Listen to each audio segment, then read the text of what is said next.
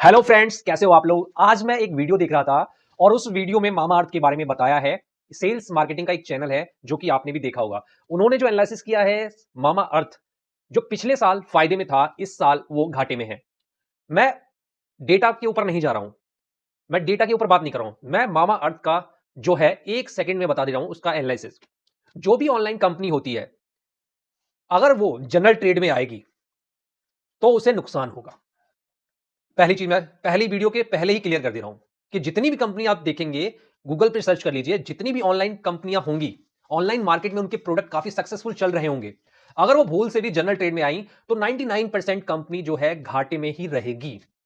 अब हम मामा अर्थ का एनालिसिस करते हैं और मैं जो भी एनालिसिस करता हूं बहुत सिंपल तरीके से बताता हूं ताकि एक बिना पढ़े लिखे आदमी को भी समझ में आ जाए। मामा अर्थ किस कैटेगरी में प्रोडक्ट बेचता था? मामा अर्थ प्रीमियम कैटेगरी में प्रोडक्ट बेचता था और बेचता है। और ऑनलाइन ऑनलाइन ही वो ब्रांड बना और ऑनलाइन ही उसकी सेल निकल के आई। जितने भी इन्फ्लुएंसर हैं, यूट्यूबर हैं, उसने सभी को वो प्रोडक्ट रिव्यू करने के लिए दिया और वहां से उसकी सेल जनरेट होने लगी। क्योंकि प्रोडक्ट जो है प्रीमियम है। अगर उसका फेस वॉश ही ले लेंगे तो 200-250 रुपए का फेस वॉश आएगा और 50 रुपए 100 रुपए में उतनी ही क्वांटिटी का, उतनी ही वैल्यू का 50-100 रुपए में अच्छी अच्छी कंपनियों के फेस वॉश है। लेकिन उसका प्रीमियम प्रोडक्ट है जो कि मास लेवल के लिए नहीं बनाया गया, यानी कि ज्यादातर पब्लिक के लिए नहीं बनाया गया है। उसको कुछ अच्छे पब्लिक चाहिए जो बढ़िया ब्रांडेड चीजें खरीदता है, स्किन केयर प्रोडक्ट। तो वो वहां से निकल गया। ठीक है, वहां पे वो चला, बहुत चला। अब मन में लालच तो आता ही है सबके।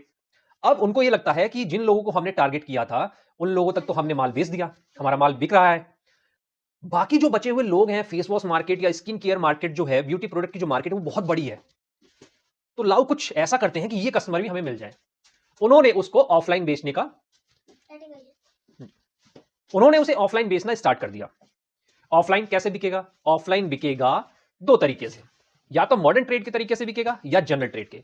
तो मॉडर्न ट्रेड में उन्होंने क्या किया कि अपने स्टोर लॉन्च किए जगह जगह, जितनी भी मेट्रो सिटीज थी, बड़ी सिटीज थी, वहां पर अपने स्टोर लॉन्च किए। जैसे कि पतंजलि का है, अपने स्टोर लॉन्च किए और उसके थ्रू बेचने लगे। लेकिन ये तो केवल बड़े शहरों में ही हो सकता है। अगर नोएडा की बात करें, दिल्ली की बात करें, अगर दिल्ली में 5 स्टोर 10 स्टोर भी खोल लिए तो कोई कोई फायदा नहीं है। अब उन्होंने सोचा कि यार इसको करते हैं जनरल ट्रेड में। ये छोटी छोटी दुकानें, जो किराना की शॉप है, मेडिकल शॉप है, कॉस्मेटिक शॉप है, उस पर भी जाना चाहिए।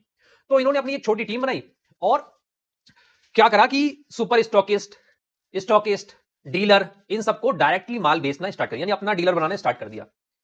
अब कंपनी जो है प्रीमियम प्रोडक्ट की कंपनी है और जो उसका मैनेजमेंट है वो ऑनलाइन का बादशाह है। और जनरल ट्रेड में वो सिर्फ आए हैं कुछ एक्स्ट्रा सेल करने के लिए कि मास लेवल पर जितने पब्लिक फेस वॉश इंडस्ट्री इतनी ग्रो कर रही है उसके हम कुछ कस्टमर चुरा लें। लेकिन जो उनका मोटिव है वो तो ऑनलाइन वाला है, मॉडर्न ट्रेड वाला है। जनरल ट्रेड में तो बाय डिफॉल्ट उनको कस्टमर पकड़ने हैं, माल बेचना है, सेल बढ़ानी है। अब यहां पर गलती हो गई। गलती ये हो गई कि जितने भी वो डिस्ट्रीब्यूटर बना रहे हैं, मैं काफी सारे डिस्ट्रीब्यूटर से मिल भी चुका हूं और ऐसे ऐसे डिस्ट्रीब्यूटर से मिला हूं जिनको मामा अर्थ के सेल्स टीम ने अप्रोच किया है, पूरी स्ट्रेटेजी समझाई है, पूरा मार्जिन समझाया है, सारी चीजें। और कई लोगों ने मुझसे भी पूछा, तो मैंने कहा ये आप मत बेचो। पहली बात तो ये इसके प्रोडक्ट जो है प्रीमियम कैटेगरी के हैं और प्रीमियम कैटेगरी के जो प्रोडक्ट होते हैं बहुत ही बड़ी दुकानों पर ही बिक पाते हैं। तो उन्होंने कहा हाँ बिल्कुल ऐसा है। मैंने कहा ऑनलाइन ज्यादा बिकता है, ऑनलाइन पे ये तरह तरह के ऑफर चलाते हैं क्योंकि इनका कंपनी का जो फोकस है वो ऑनलाइन ही है। अब यहां पर क्या हुआ, एक तो टीम, एक तो आपने जो सेल है बाय डिफॉल्ट लेने के लिए टीम बनाई है कि जनरल ट्रेड के भी अगर हमारा सेल हो जाती है तो हमारा प्रॉफिट बढ़ जाएगा। तो आपने सेल्स टीम नहीं बनाई यहां पर, जैसा कि जनरल ट्रेड में होता है। डिस्ट्रीब्यूटर तक अगर माल पहुंच गया है तो उसको आगे भी पहुंचाना है, उसकी भी इन्वेंट्री खाली करनी है, उसका स्टॉक बिकवाना है। जिन दुकानों पर प्रोडक्ट आपका पहुंच चुका है, नेगेटिव पॉइंट ये है कि काफी सारे लोग जो ऑनलाइन मंगा रहे थे उनको प्रोडक्ट दिख गया, उन्होंने उससे ले लिया। लेकिन वहां पर झिकझिक हो रही है कि ऑनलाइन में तो ये ऑफर चल रहा है, आप तो इतने का दे रहे हो, ऑनलाइन में तो तरह तरह का ऑफर चल रहे हैं। अब वहां पर रिटेलर ने भी हाथ खड़े कर लिए, बिक रहा है तो बिक रहा है, नहीं भाई हम तो इतने का ही देंगे। तो वही कस्टमर दोबारा से ऑनलाइन ले लेता है। अब रिटेलर का नहीं निकलेगा, डिस्ट्रीब्यूटर का नहीं निकलेगा, एसएस का नहीं निकलेगा तो माल कहां जाएगा? अब वो लोग लेना बंद कर देंगे। यानी कि पिछले साल अगर उन्होंने सबने लिया है, नए कस्टमर ने भी, डिस्ट्रीब्यूटर ने भी, रिटेलर ने जम के माल लिया है और उनका सब कुछ मैंने बता ही दिया कि कहानी क्या है, रुक गया है।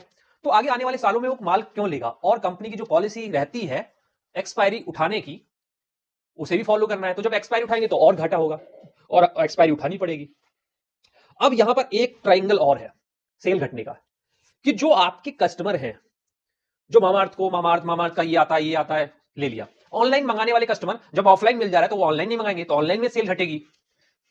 ठीक है, और प्रीमियम प्रोडक्ट है नहीं, आपका जो प्राइस रेंज है वही है प्रीमियम कैटेगरी का, 250-300 रुपए का फेस वॉश। लैक्मे का भी फेस वॉश आप ले लोगे तो 150 रुपए का आएगा, लैक्मे का। अब मैं वो नहीं कह रहा हूं, ब्रांड के ऊपर नहीं जा रहा हूं, मैं कह रहा हूं प्रीमियम क्वालिटी का। तो आप प्रीमियम क्वालिटी का प्रोडक्ट छोटी छोटी दुकानों पर रख देंगे तो कैसे बिकेगा भाई? आपकी सेल्स टीम की सपोर्ट भी नहीं है, मार्केट में जनरल ट्रेड में जो सपोर्ट होती है मार्केटिंग की या जो भी चीजें, वो चीजें नहीं है, इसलिए घाटा बढ़ गया। तो जितनी भी कंपनी ऑनलाइन सक्सेस हो जाती हैं, उनका माइंडसेट ये रहता है कि भाई हमने यहां से तो प्रॉफिट बहुत कमा रहे हैं, हमारे तो दबा के कस्टमर बन गए, अब हम ऐसा करते हैं जनरल ट्रेड में भी जाते हैं और डिस्ट्रीब्यूटर को माल ठोक देंगे, इसको माल ठोक देंगे, वहां से भी सेल एडिशनल हो जाए। एडिशनल कुछ नहीं होगी क्योंकि आपकी अप्रोच वो नहीं है जनरल ट्रेड वाली, इसीलिए घाटा बढ़ता जाएगा। या तो आपको जनरल ट्रेड से सिमटना पड़ेगा और मॉडर्न ट्रेड और ऑनलाइन पर ही फोकस करना पड़ेगा, या टीम बहुत बड़ी बनानी पड़ेगी और मैनेजमेंट जनरल ट्रेड का, मॉडर्न ट्रेड का, ऑनलाइन का अलग अलग होगा। बड़ी कंपनी ऐसा करती है, इसीलिए वो सक्सेसफुल है। अब अगर टीम कोई नई कंपनी, उभरती हुई कंपनी बना लेती है तो सैलरी, कॉस्ट, प्रॉफिट की जगह घाटा फिर होगा। और फिर इन कंपनियों का एक वो भी रहता है कि कई तरह की टीम होती है, ऑनलाइन की, जीटी की, मॉडर्न ट्रेड की। तो जो भी सेल्स वाले लोग होते हैं उनका ये रहता है कि अपनी सैलरी निकालो और अपनी जॉब बचाओ। तो माल को इधर उधर डंप किया जाता है, झूठ बोल के, कुछ भी बोल के माल इधर उधर डंप होता है। ऑनलाइन के जो सेलर हैं वो ऑफलाइन में भी बेच रहे हैं, ऑफलाइन के जो सेलर हैं वो ऑनलाइन में भी बेच रहे हैं, या वैसे भी होलसेल में, कटिंग में बेच रहे हैं। तो बहुत दिक्कतें आती हैं। और जब हम चारों तरफ पैर पसारते हैं, मॉडर्न ट्रेड, जनरल ट्रेड और ऑनलाइन में भी, तो हमें टीम बड़ी करनी होती है और सबके अलग अलग एक्सपर्ट रखने पड़ते हैं। और फिर जहां पे जितना मैनेजमेंट लगता है, मैन पावर लगती है, जैसे ऑनलाइन में हमने चलाया, पैसे खर्च किए, वैसे ही आपको खर्च करना पड़ता है। तो ये घाटा तो आगे बढ़ता रहेगा। और सीधी सी यही एनालिसिस है। और उनका जो मैंने एनालिसिस देखा तो मुझे बहुत अच्छा नहीं लगा। मुझे ऐसा लगा कि वो मामाअर्थ से ये कह रहे हैं कि आप मुझसे राय ले लो, कंसल्ट कर लो, मैं बताऊंगा कैसे सेल होगी। मैं आपको सर बता रहा हूं कि आप अगर कंसल्ट करेंगे भी ना उन्हें, तो भी सेल नहीं होगी। क्योंकि सीन ये है जो मैंने बताया, मैक्सिमम कंपनी का सीन ये है। तो बहुत दिक्कत होती है। मैंने बताया कि यहाँ पर जो बात होती है वो होती है मैनेजमेंट की, कि मॉडर्न ट्रेड का, जनरल ट्रेड का और ऑनलाइन का अलग अलग मैनेजमेंट होता है। और फिर वहां पर वो सब चीजों का ख्याल रखा जाता है कि कॉस्ट ज्यादा ना हो, प्रॉफिट निकले, ये सारी चीजें। वरना बहुत सारे डिस्ट्रीब्यूटर पे ऐसे प्रोडक्ट आते हैं प्रीमियम क्वालिटी के, या ऐसे प्रोडक्ट आते हैं वन टाइम टू टाइम्स वो डिस्ट्रीब्यूटर को कन्विंस करके रख लेते हैं, डिस्ट्रीब्यूटर कन्विंस करके रिटेलर्स पर रखवा देता है, लेकिन फिर उसके बाद वो सेल गायब हो जाती है। और फिर जब लड़ाई रहती है, एक ही कंपनी का मैनेजमेंट सही से लड़ नहीं पाता, ऑनलाइन में उसका कुछ रेट अलग है, ऑफलाइन में कुछ अलग है, मॉडर्न ट्रेड में कुछ अलग है, हमेशा स्कीम आ रही है मॉडर्न ट्रेड में, ऑनलाइन में, जनरल ट्रेड में नहीं आ रही, तो कैसे लेगा? हर किसी के हाथ में मोबाइल है, लोग 10 जगह क्लिक करके पहुंच जाते हैं प्रोडक्ट लेने। तो दिक्कत ये है, कंसल्ट करने से कुछ नहीं होगा।